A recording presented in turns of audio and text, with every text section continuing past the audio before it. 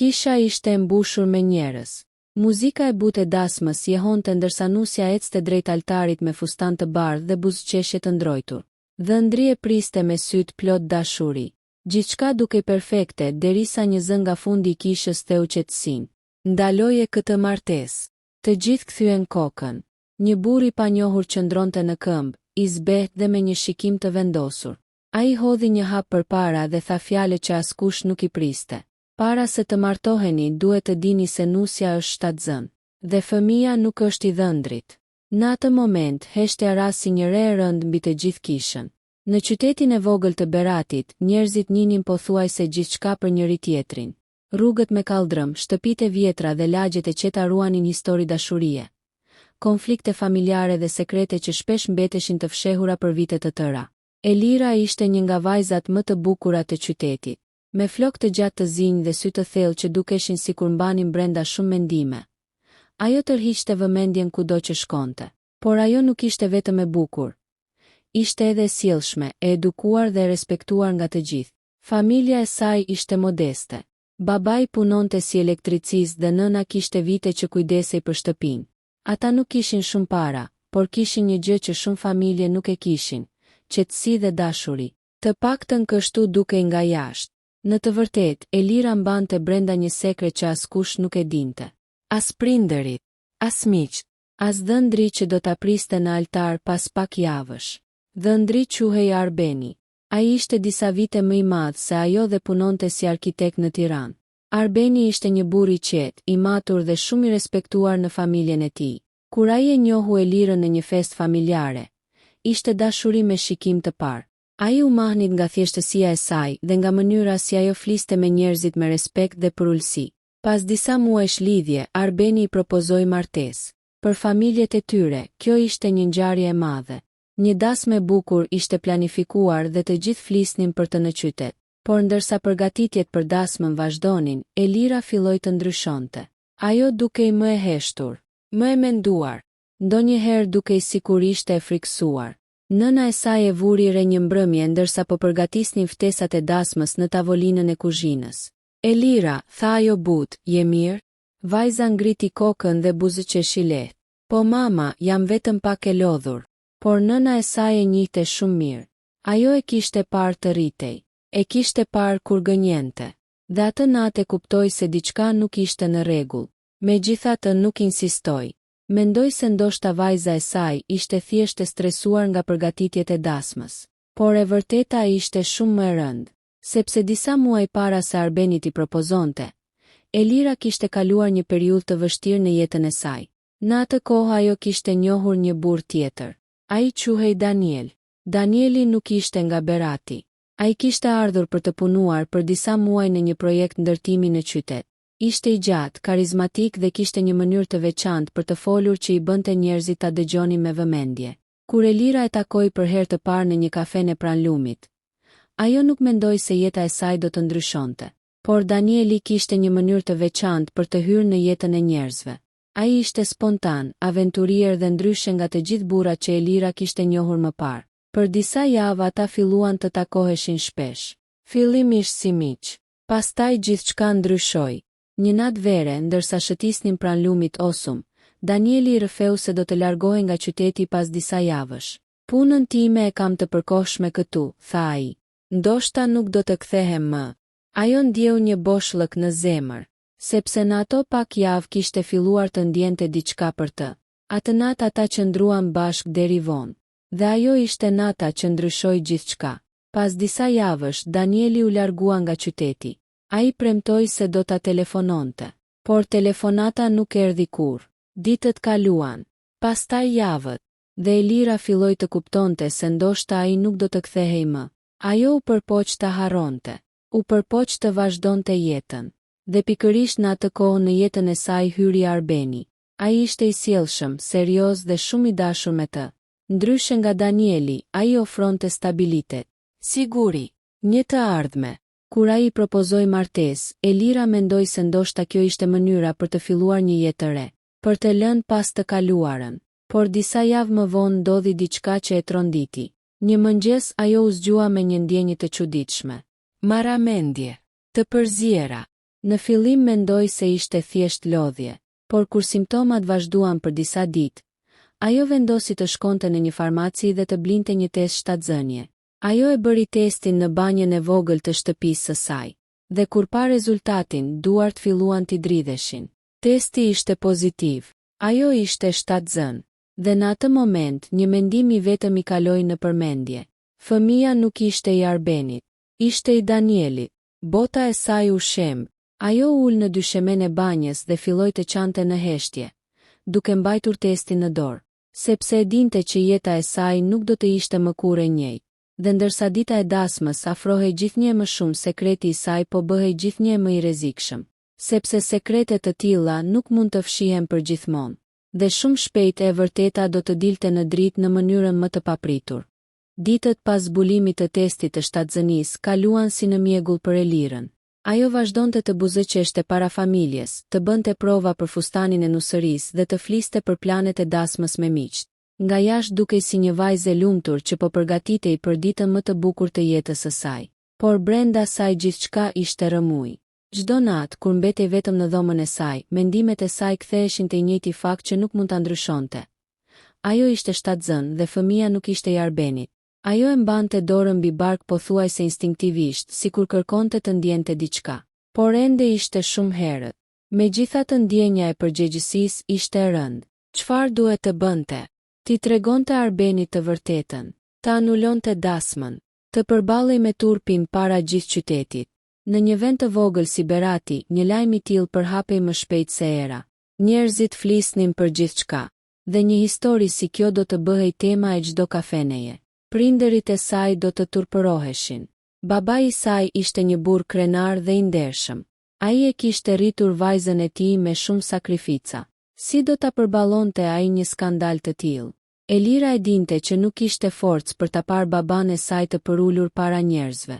Kështu që vendosi të hesht, të paktën për momentin. Do ta zgjidh më vonë, i thoshte vetes çdo ditë. Por koha po kalonte dhe dita e dasmës po afrohej.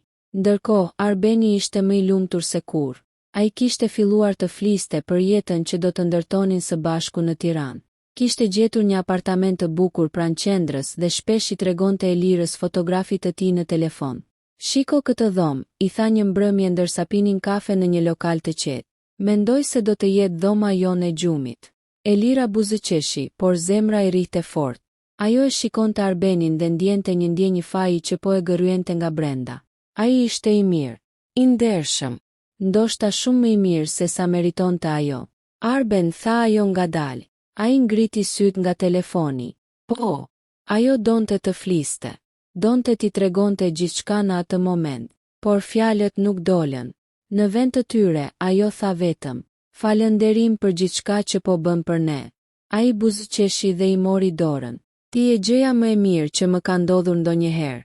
Këto fjale goditën si një thik në zemër, sepse ajo e dinte që nuk ishte plotësisht e sinqert me të. Ndërkohë, familjet po përgatiteshin për dasmën me entuziazëm. Nëna e Elirës ishte e zënë çdo ditë me organizimin e detajeve. Lista e të ftuarve, ushqimi, muzika, dekorimet, gjithçka duhet të ishte perfekte. Është dasma e vetme e vajzës sime, u thoshte ajo të afërmve. Dua të jetë e paharrueshme. Por një mbrëmje, ndërsa po paloste disa rroba në dhomën e Elirës, ajo vuri re diçka që e shqetësoi. Në komodinën pranë shtratit ishte një kutje e vogël farmacie. Ajo e hapi pa menduar shumë. Brenda ishte një testë shtatzënie, dhe mbi të, me 2 vija të kuqe të qarta, ishte rezultati. Nëna e saj u zbe. Ajo ul ngadalë në buzë të shtratit, duke mbajtur testin në dorë. Mendja e saj u mbush me pyetje. A ishte kjo e vërtetë? A ishte vajza e saj shtatzën, dhe nëse po pse nuk ishte thënë asgjë. Kur Elira u kthye në dhomë disa minuta më vonë, ajo e gjeti nënën e saj duke e pritur në heshtje. Testi ishte mbi tavolinë. Elira u ndal në vend. Gjaku ju ngrir në vena. Mama, pëshpëriti ajo. Nëna e saj e shikoi drejt në sy. Sa kohë ke që e di? Zëri i saj nuk ishte i zemëruar. Ishte i tronditur. Elira ndjeu se këmbët po i dobësoheshin. Disa javë, tha ajo me zë të ulët. Në dhomë ra një heshtje e rëndë. Pastaj nëna e saj bëri pyetjen që Elira e kishte frikë më shumë. A është i Arbenit? Elira nuk foli. Ajo vetëm uli kokën. Dhe kjo ishte përgjigja. Nëna e saj mbylli sytë për një moment, sikur po përpiqej të përballonte lajmin. Zoti i madh, pëshpëriti ajo. Pastaj u ngrit dhe filloi të ecë nëpër dhomë nervozisht. Si ndodhi kjo, Elira? Lotët filluan të rridhnin në faqet e vajzës. Ajo i tregoi gjithçka. Për Danielin, për lidhjen e tyre të shkurtër, për largimin e tij, për testin e shtatzënisë. Kur mbaroi së foluri, nëna e saj duke e raskapitur. Dhe ti do të martohesh me Arbenin pa i treguar, tha ajo më në fund. Elira heshti. Çfarë do të bëj, tha ajo me slotësh. Nëse i them, ai do të më lërë, dhe gjithë qyteti do ta marrë vesh. Nëna e saj u ul pranë saj dhe e mori në krah. Për një moment, ajo nuk ishte më gruaja e shqetësuar për turpin e familjes. Ishte vetëm një nënë që përpiqej të mbronte vajzën e saj. Ne duhet ta mendojmë mirë këtë, tha ajo. Dasma është pas 2 javësh. Elira ndjeu një val paniku. 2 javë. Vetëm 2 javë deri në momentin kur ajo do të qëndronte në altar përballë një burri që nuk dinte të vërtetën. Dhe ndërsa ajo përpiqej të gjente një zgjidhje, askush nuk e dinte se diku tjetër në qytet dikush tjetër kishte filluar të kërkonte për të. Një burr që nuk ishte zhdukur aq sa ajo kishte menduar. Danieli ishte kthyer në Berat. Dhe ai kishte një arsye shumë të fortë për ta gjetur Elirën, sepse ai kishte zbuluar diçka që do të ndryshonte gjithçka. Dhe shumë shpejt e vërteta do të shpërthente pikërisht në vendin ku askush nuk e priste. Në ditën e dasmës. Java e fundit para dasmës kaloi me një shpejtësi që Elira nuk e kishte imagjinuar. Sa më shumë afrohej dita e madhe, aq më shumë ajo ndjente sikur po i afrohej një stuhje nga e cila nuk mund të shpëtonte. Në qytet të gjithë flisnin për dasmën e saj me Arbenin. Ishte një nga ato ngjarje që përfshinte gjithë lagjen. Në furrën e bukës gratë diskutonin për fustanin e nuses. Në kafene burrat flisnin për muzikën dhe ushqimin që do të shërbehej.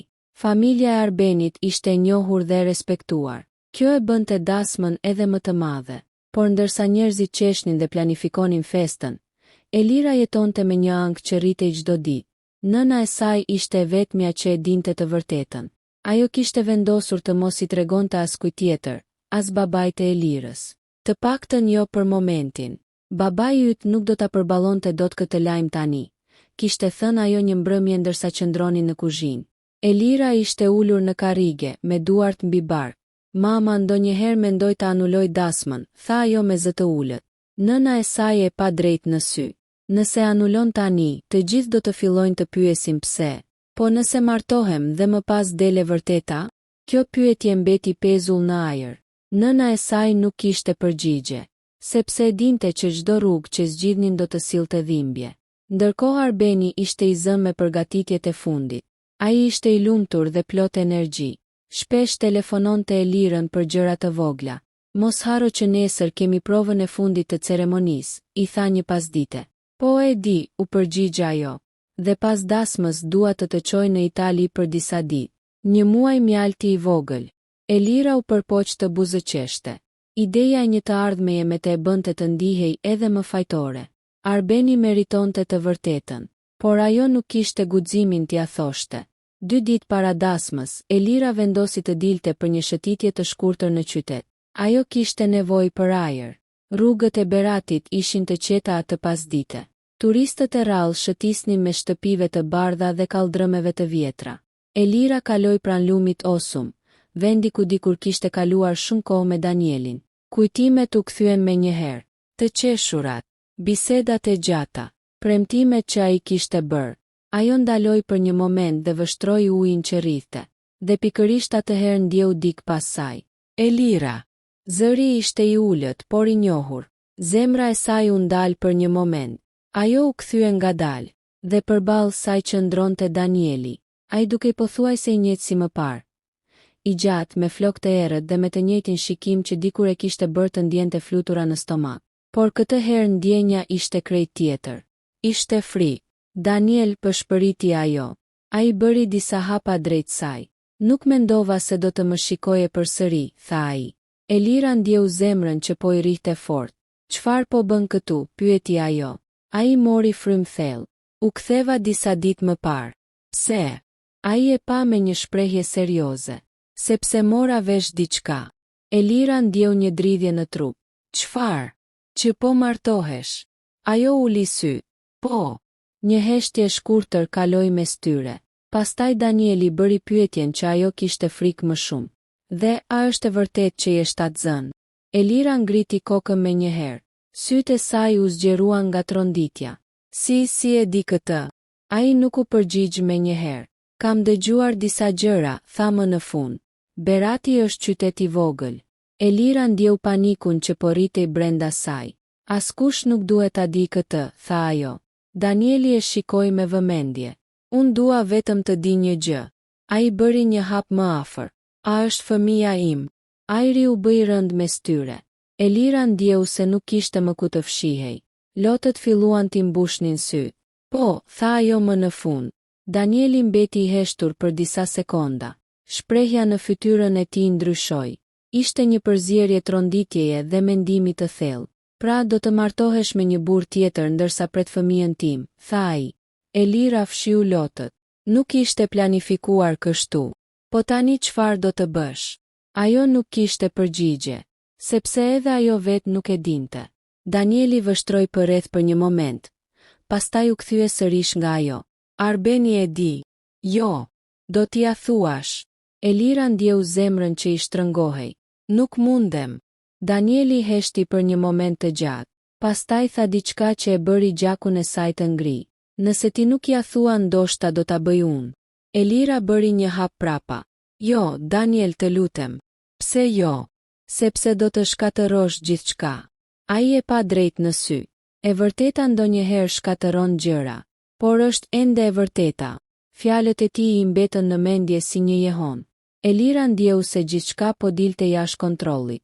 Dhe ndërsa ajo largohej me nxitim nga ai, një mendim i vetëm e ndiqte pas. Nëse Danieli vendoste të fliste, dita e dasmës mund të kthehej në ditën më të turpshme të jetës së saj, sepse e vërteta kishte një mënyrë të çuditshme për të dalë në dritë. Dhe shumë shpejt, ajo do të shpërthente pikërisht në momentin më të papërshtatshëm. Nata para dasmës ishte një nga netët më të gjata të jetës së Elirës. Shtëpia e saj ishte plot me të afërm që kishin ardhur nga qytete të ndryshme për ceremoninë. Të qeshura, muzikë lehtë dhe aroma e ushqimeve tradicionale mbushnin çdo cep të shtëpisë. Të gjithë dukeshin të lumtur, të gjithë përveç saj. Elira ishte ulur në dhomën e saj, përballë pasqyrës, ndërsa një kushërire saj po i rregullonte flokët për provën e fundit të stilit të nusërisë. Do të jesh nusja më e bukur që ka parë Berati, tha vajza duke buzëqeshur. Elira u përpoq të buzëqeshte, por buzëqeshja e saj ishte e zbehtë. Në mendjen e saj vazhdonte të jehonte biseda me Danielin. Nëse ti nuk ja thua ndoshta do ta bëj unë. Këto fjalë nuk po e linin të qetë. A do të vinte ai në dasmë? A do ta tregonte të vërtetën para të gjithëve? Apo ishte thjesht një kërcënim? Elira nuk e dinte, por frika ishte bërë një peshë rënd në kraharorin e saj. Më vonë atë mbrëmje, nëna e saj hyri në dhomë. Ajo mbylli derën pas vetes dhe ul pranë vajzës. Je gati për nesër, pyeti ajo butë. Elira e pa me sy të lodhur. Mama, pash Danielin sot. Nëna e saj u ngrir. Çfarë? Ai është kthyer në qytet. Për disa sekonda në dhomë ra heshtje.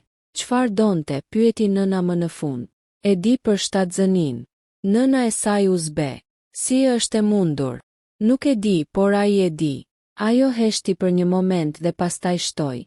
Ai tha se mund t'ia tregojë Arbenit. Nëna e saj u ngrit dhe filloi të ecë nëpër dhomë nervozisht. Kjo është shumë e rrezikshme, tha ajo.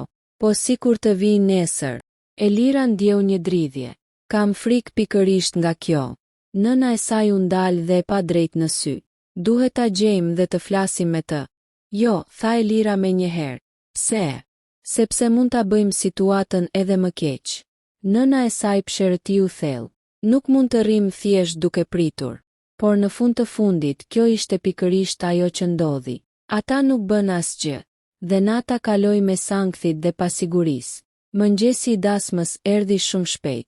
Qyteti ishte zgjuar me një atmosferë feste. Në shtëpinë e Elirës, gratë e familjes kishin filluar përgatitjet që herët. Muzika tradicionale dëgjohej nga oborri, ndërsa të afërmit hynin e dilnin me buzëqeshje dhe urime. Elira u vesh me fustanin e bardhë të nusërisë. Ishte një fustan i bukur, me dantella të hollë dhe një bishtë të gjatë që rëshiste mbi dy sheme. Kur u pa në pasqyrë, për një moment ajo mezi e njohu veten, dukej si nusja perfekte, por vetëm ajo e dinte sa e brisht ishte e vërteta pas asaj pamjeje. Nëna e saj qëndronte pranë saj dhe përpiqej të dukej e qetë, edhe pse sytë e saj tradhtonin shqetësimin. Gjithçka do të shkojë mirë, tha ajo, por zëri i saj nuk tingëllonte shumë i sigurt. Ndërkohë, në kishën e vogël të qytetit, të ftuarit kishin filluar të mbërrinin. Arbeni qëndronte pranë altarit me një kostum elegant të zi. Ai dukej i emocionuar dhe i lumtur. Miqtë e tij e ngacmonin me humor. Je gati për jetën e burrit të martuar, tha njëri prej tyre duke qeshur. Arbeni buzëqeshi. Më shumë se gati. Ai shikonte her pas here drejt derës së kishës, duke pritur momentin kur Elira do të hynte. Në mendjen e tij, gjithçka ishte perfekte. Ai nuk kishte asnjë ide për stuhin që po afrohej. Pak minuta më vonë, muzika filloi. Dera e kishës u hap ngadalë. Të gjithë u kthyen për të parë nusen. Elira hyri brenda duke ecur ngadalë krah babait të saj. Fustani i saj i bardhë shkëlqente në dritën që hynte nga dritaret e kishës. Njerëzit buzëqeshnin dhe përshpëritnin fjala admirimi, por ndërsa Elira ecte drejt altarit, zemra e saj rrihte aq fort sa mendonte se të gjithë mund ta dëgjonin. Ajo shikoi Arbenin. Ai po e shikonte me një buzëqeshje plot dashuri, dhe për një moment të shkurtër, ajo mendoi se ndoshta gjithçka do të kalonte pa probleme. Ndoshta Danieli nuk do të vinte. Ndoshta sekreti i saj do të mbetej i fshehtë.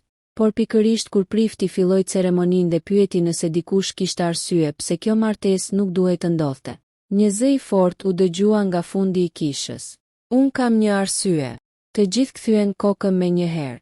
Në derën e kishës qëndronte Danieli, dhe shprehja në fytyrën e tij tregonte se ai nuk kishte ardhur për të parë dasmën. Ai kishte ardhur për të thënë të vërtetën. Në kishë ra një heshtje aq e thellë sa mund të dëgjohej edhe frymëmarrja e njerëzve. Të gjithë u kthyen nga dera. Danieli qëndronte në prag, me sytë të ngulur drejt altarit. Ai kishte veshur një këmishë të thjeshtë dhe një xhaketë të errët. Por mënyra si qëndronte tregonte se nuk kishte ardhur rastësisht. Ai kishte ardhur me një qëllim. Arbeni u kthye i habitur. Çfarë po ndodh? Përshpëriti ai. Elira ndjeu gjakun që po i ngrinte në trup. Ishte momenti që ajo kishte frikë gjatë gjithë javëve të fundit. Danieli filloi të ecë ngadalë drejt altarit. Hapat e tij jehonin në kishën e qetë. Të ftuarit filluan të përshpëritnin mes tyre. Kush është ai? Çfarë po ndodh? Prifti ngriti dorën për qetësi. Bir, tha ai me zë të qetë, kjo është një ceremoni martese. Nëse ke diçka për të thënë, duhet të jetë shumë e rëndësishme. Danieli ndaloi disa metra larg çiftit. Ai shikoi për një moment Elirën. Në sytë e saj kishte panik. Lotët po i mbushnin syt. Pastaj ai u kthye nga Arbeni. Duhet të dish të vërtetën, tha ai. Arbeni u ngrys. Çfarë të vërtete? Danieli mori frymthell. Nusja që po martohesh është shtatzën. Një murmuritje e fortë përshkoi kishën. Njerëzit filluan të shikonin njëri tjetrin të habitur, por Danieli nuk kishte mbaruar. Ai shtoi fjalët që tronditën gjithçka. Dhe fëmia nuk është i yti. Heshtja që pasoi ishte edhe më e rëndë se më parë. Arbeni mbeti i palëvizur për disa sekonda. Sytë e tij u kthyen ngadalë drejt Elirës. Është vërtet? Pyeti ai me zë të ulët. Elira ndjeu këmbët që po i dobësoheshin. Ajo nuk mund të fliste. Lotët filluan t'i rridhnin në faqe. Heshtja e saj ishte përgjigja. Arbeni bëri një hap prapa sikur dikush ta kishte goditur. Zoti i madh, përshpëriti një grua në rreshtat e parë. Babai i Elirës u ngrit me një herë në këmbë. Çfarë po thua ti? I bërtiti Danielit. Por Danieli nuk u tremb. Ai tregoi drejt Elirës. Pyeteni atë. Të gjithë sytë u kthyen drejt nuses. Elira ndjeu se toka po i rëshiste nën këmbë. Arben, tha ajo me slotësh. Por ai ngriti dorën. Mos fol. Zëri i tij ishte i thyer. Ai e pa drejt në sy. Vetëm më thuaj një gjë, është e vërtetë. Elira nuk mundi të gënjente më. Po, përshpëriti ajo. Një tjetër val murmuritjesh përshkoi kishën. Nëna e saj uli kokën, ndërsa babai i saj dukej sikur nuk po kuptonte çfarë po ndodhte. Arbeni kaloi dorën në flok nervozisht. Pastaj shikoi Danielin. Ti je babai. Danieli nuk hezitoi. Po. Kjo ishte pika ku gjithçka shpërtheu. Një burr nga familja e Arbenit u ngrit në këmbë. Kjo është një turp, bërtiti ai. Disa gra filluan të flisnin mes tyre me zë të lartë. Prifti përpiqej të rikthente qetësinë, por askush nuk po e dëgjonte. Dasma ishte kthyer në një skenë skandali. Arbeni qëndroi për disa sekonda në heshtje. Pastaj u kthye nga Elira. Sa kohë, pyeti ai. Disa javë, tha ajo me zë të dridhur. Ai qeshi hidhur. Pra gjithë këtë kohë ti e dije? Elira uli kokën. Po. Këto dy shkronja e goditën Arbenin më shumë se çdo gjë tjetër. Ai bëri disa hapa prapa nga altari. Fytyra e tij ishte e zbehtë. Unë të besoja, tha ai. Lotët e Elirës nuk ndalonin. Arben më fal. Por fjalët e faljes nuk mund ta ndryshonin atë që kishte ndodhur. Në kish askush nuk fliste më. Të gjithë prisnin të shihnin çfarë do të ndodhte. Arbeni shikoi përreth për një moment. Pastaj u kthye përsëri drejt nuses. Dhe ti mendove se mund të martohesh me mua, dhe të më gënjesh për gjithë jetën. Elira nuk kishte përgjigje, sepse ai kishte të drejtë, por pikërisht në atë moment ndodhi diçka që askush nuk e priste. Babai i Elirës doli përpara. Ai shikoi vajzën e tij me një shprehje që përziente tronditje dhe dhimbje. Elira, është e vërtet kjo? Ajo ngriti syt me lot. Po, baba. Burri mbeti i heshtur për disa sekonda. Pastaj u kthye nga Arbeni. Djali im më vjen turp. Por Arbeni nuk tha asgjë. Ai vetëm qëndronte aty, duke u përpjekur të përballonte realitetin që sapo kishte mësuar. Dasma kishte mbaruar, por drama sapo kishte filluar. Sepse tani duhej të vendosej një pyetje që askush nuk dinte si ta zgjidhte. Çfarë do të ndodhte me Elirën dhe me fëmijën që ajo mbante brenda saj? Fundi i historisë. Kisha ishte ende mbushur me njerëz, por atmosfera kishte ndryshuar plotësisht. Ajo që duhej të ishte një fest ishte kthyer në një skenë të rënd heshtjeje dhe turpi. Elira qëndronte në altar me fustanin e bardhë të nusërisë. Por tani ai fustan nuk dukej më si simboli një fillimi të ri. Dukej si një kujtimi një ëndre që ishte thyer para syve të gjithëve. Lotët vazhdonin t'i rridnin në faqe. Arbeni qëndronte disa hapa larg saj, me sytë ngulur në dy sheme. Ai dukej sikur po përpiqej të kuptonte se si jeta e tij kishte ndryshuar në vetëm disa minuta. Danieli ishte ende pranë derës së kishës. Ai nuk fliste. Ai vetëm priste. Pas disa sekondash të gjata heshtjeje, Arbeni ngriti kokën. Sytë e tij u drejtuan fillimisht nga Danieli, pastaj nga Elira. Pra kjo është e vërteta, tha ai ngadalë. Askush nuk u përgjigj. Arbeni mori frymë thellë dhe u kthye nga Danieli. Ti je babai i fëmijës. Po, tha Danieli. Pastaj Arbeni bëri një pyetje tjetër. Dhe çfarë planifikon të bësh për këtë? Danieli heshti për një moment. Pastaj tha diçka që askush nuk e priste. Unë dua të jem pjesë e jetës së fëmijës. Kjo fjalë shkaktoi një tjetër valë përshpëritjesh në kishë. Elira ngriti kokën e habitur, sepse kjo ishte hera e parë që ai thoshte diçka të tillë. Arbeni qeshi hidhur. Sa fisnike, tha ai. Pastaj u kthye nga Elira. Po ti, çfarë do? Elira ndjeu se gjithë sytë e kishës ishin mbi të. Ajo e dinte se nuk mund të fshihej më. Unë nuk doja që kjo të ndodhte kështu, tha ajo me slotësh. Por është fëmia im dhe nuk mund ta mohoj. Nëna e saj po qante në heshtje në rreshtin e parë. Babai i saj duke i thyer.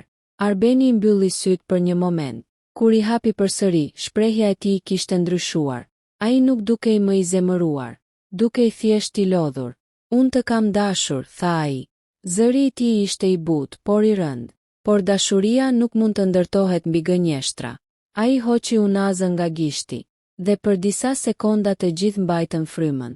Pastaj ai vendosi unazën mbi tavolinën e vogël pranë altarit. Dasma ka mbaruar.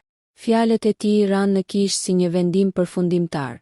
Elira ndjeu sikur zemra po i thyhej, por ajo e dinte që ai kishte të drejtë.